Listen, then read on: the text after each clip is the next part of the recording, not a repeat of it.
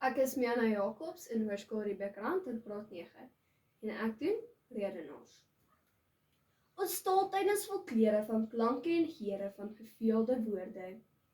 Die vrede word versteur deur taalonkruide en soms taalbrommers, wat skielik en sonder uitnodiging wil self neerplons in ons mooi taaltuin. 'n Vloekwoord het die krag van 'n weerligstraal. Die taaltuin word behoorlik geskit as daar so 'n woord losgelaat word. Om nie te praat van die met die gekryde bekke nie. Ons sal onkruiddoders moet inspann teen die ewels. Voorsitter, dames en here. Ek wil vandag oor die onrustigheid in die taaltuin praat en die dilemma van onkruid aanspreek deur die volgende argumente. Eerstens, ons het 'n nasie wat vreeslik kan vloek en dit boonop koester. Tweedens, mense praat vreeslik lui en meng behoorlik hulle mooi moedertaal met allerhande taalgoggas. Laastens, wil ek met 'n groot kan onkruiddoder die taaltuin binnevaar en spuit. Mense sit nog so langs die sportveld en drink 'n energiedrankie. En ewe skielik kleef daar 'n aakligheid deur die lug. Dis gewoonlik die self-aangestelde skeieregters langs die veld. Kyk, gekryde taal groei soos bossies in die taaltuin van Eden. Al dra apige 'n ring, bly hy maar 'n ja, nee. Die dames met die mooiste gemering en blinkste juwele trek los, die slang met Eva in die taaltuin. Glo my, dis nie vleiende woordjies nie. Maar viese kere, wat gewoonlik begin met F, of nog erger, P. Ek verwys nie hier na Nathaniel se peetjies en sy kort verhaal van Punt en Paul nie. Dit gebeur gewoonlik as mevrou haarself vererg, of nie haar sin kry nie. Jy sien hulle sommer so op 'n afstand, op 'n Saterdag, langs die rugbyveld, of netbalbaan. Die ouer wat skree met al wat raad is vir die jong sportheld op die veld. Die pappas so onkruidtaal bereik ongekende hoogtes.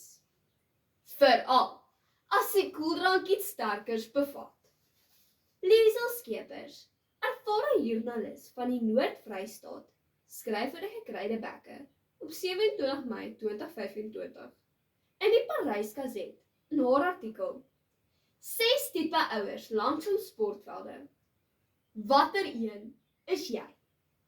Sy skryf dat hulle skree, blameer, rondhardloop langs die veld en dan boonop nog iets borg vir die dag se gebeure. As ons klaar gewen of verloor het, is ons terug in die taaltuin waar daar nog ewel gewaar word. Taalparasiete wat vasklou aan die mooi standaard Afrikaans, net soms binnendring en vernietig. Daar is behoorlike klomp mengels indringers in die daaglikse spreektaal. Tieners is die grootste sondaars. Hulle praat vreeslik ongewoon en snaaks. My ouma sê soms vir my broer, sy verstaan nie 'n woord wat hy nou net gepraat het nie. 'n Onkruid wat my onderkry is bra. Hoekom wil tieners eens hulle vriende bra nie?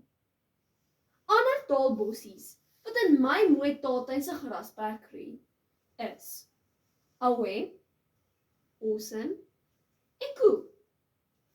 Ek glo vas dat sprekers vir mengelstaal gebruik en 'n gehoor soos 'n kleuterskool hanteer, mors eintlik almal se tyd.